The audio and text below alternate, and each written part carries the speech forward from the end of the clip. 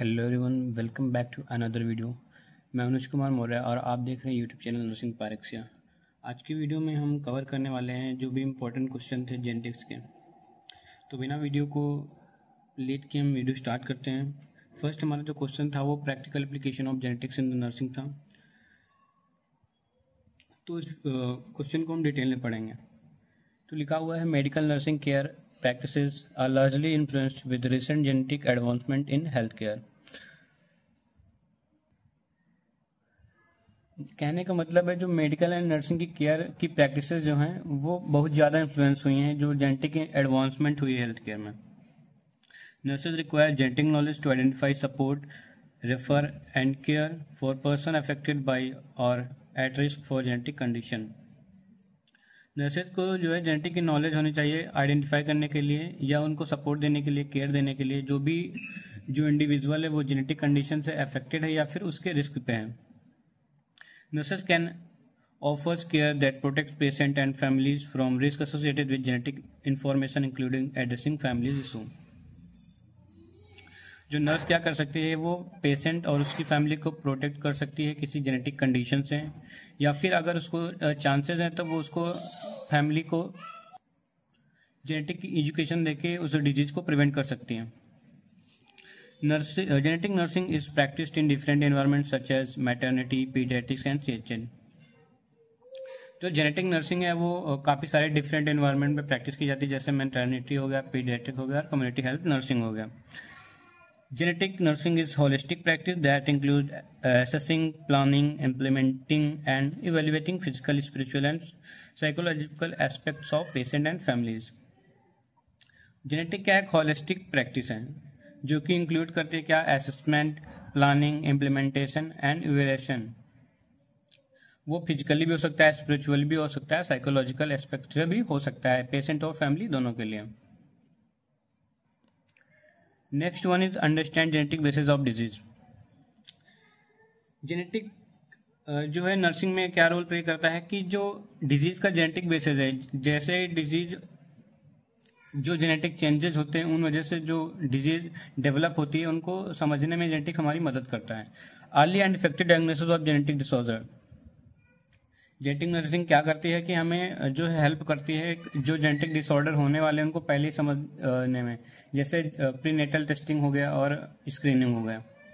Contributes towards health promotion and genetic aspect. अगर हम जो जेनेटिक बेसिस हैं डिजीजेस को उनको जान लेंगे तो हमें हेल्थ प्रमोशन करने में जो है आसानी हो जाएगी, क्योंकि जो होने वाली बीमारियां होंगी वो हमें प्रीनेटल स्क्रीनिंग और डायग्नोसिस के थ्रू पहले ही पता चल जाएंगी, तो उनका हम प्रिवेंशन कर सकते हैं। प्रिवेंशन ऑफ जेनेटिक कंडीशन, वही बात है कि अगर हमें अर्ली जो है डायग्नोसिस हो गई हैं जो भी बीमारियां होने वाली हैं इंडिविजुअल में, तो उनका हम प्रिवेंशन अर्ली कर सकते हैं। Management and care in genetic disorder.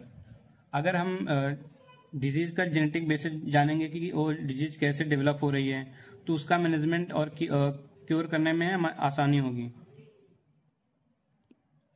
Patient and family तक जो है जेनेटिक इंफॉर्मेशन प्रोवाइड करने और इंडिविजुअल्स को के साथ काउंसलिंग करने में भी आसानी होती है अगर हम जेनेटिक नर्सिंग को अच्छे से समझ लेते हैं। Referral services. नेक्स्ट है social and ethical issues in genetics. अगर हम जेनेटिक्स जो है अच्छे से पढ़े रहेंगे तो उनमें जो होने वाले एथिकल इशूज हैं, सोशल और एथिकल इशूज, उनको हम अच्छे से कॉप कर पाएंगे। नेक्स्ट हमारा क्वेश्चन है impact of genetic condition on the families. तो जो इम्पैक्ट्स हैं वो मेजरली 4 टाइप्स के हैं: social impact, physical impact, psychological impact and economical impact. तो सबसे पहले हम लोग पढ़ेंगे social impact. First one is social discrimination. जो इंडिविजुअल जेनेटिक कंडीशन से जो है अफेक्टेड है या उसको जेनेटिक डिसऑर्डर है, तो समाज में क्या होता है उसके साथ डिस्क्रिमिनेशन होता है, उसको लोग अलग तरह से ट्रीट करते हैं कि अरे ये तो ऐसा है, ये ऐसा है। Decrease plan family size. उसको फैमिली प्लानिंग करने में बहुत ही ज़्यादा प्रॉब्लम होती है। Social isolation. जो पेशेंट है या इंडिविजुअल है वो सोशली आइसोलेटेड होने लगता है क्योंकि उसको जो है सोसाइटी में हेट मिलने लगती है। Loss of family integrity. हो सकता है उसकी फैमिली में भी उसको हेट मिले, लाइफ स्टाइल अल्टरेशन, जो जेनेटिक डिसऑर्डर है उनसे हमारी लाइफ स्टाइल में काफ़ी सारे अल्टरेशंस आ जाते हैं, जो डेली की हमारी एक्टिविटीज़ हैं वो भी इफेक्ट होती हैं। Reduction in contribution to their community, जो कम्युनिटी है या जो सोसाइटी है उसमें अपना वो पूरा जो है योगदान नहीं दे पाते हैं। डिसरप्शन ऑफ स्पाउसेस रिलेशनशिप, जो हस्बैंड वाइफ का रिलेशनशिप होता है उसमें भी जो है डिसरप्शन देखने को मिलते हैं। अल्टर्ड फैमिली प्रोसेस, जो फैमिली का प्रोसेस है उसमें भी अल्टरेशन देखने को मिलते हैं। Altered marriage and reproductive implication, जो भी पर्सन जेनेटिक कंडीशन से अफेक्टेड होता है उसको हो सकता है उसकी मैरिज होने में भी प्रॉब्लम हो, या फिर अगर वो किसी रिप्रोडक्टिव डिजीज या फिर डिसऑर्डर से अफेक्टेड है तो उसको फिर सोसाइटी सोशल इम्पैक्ट उसका पड़ता है। Disruption and parent child relationship, marriage partner selection problem, उस इंडिविजुअल को जो भी जेनेटिक कंडीशन से अफेक्टेड उसको अपना पार्टनर सेलेक्ट करने में प्रॉब्लम होती है। Next one is economical impact, cost of genetic testing and screening, जो जेनेटिक टेस्टिंग और स्क्रीनिंग की कॉस्ट होती है वो बहुत ज़्यादा होती है। अगर कोई भी इंडिविजुअल या फिर किसी फैमिली में जो है किसी को कंजेनाइटल या जेनेटिक एबनॉर्मलिटीज है तो उसकी स्क्रीनिंग के लिए उसको बहुत ज़्यादा खर्चा करना पड़ता है, जिससे उसकी फैमिली पे इम्पैक्ट पड़ता है।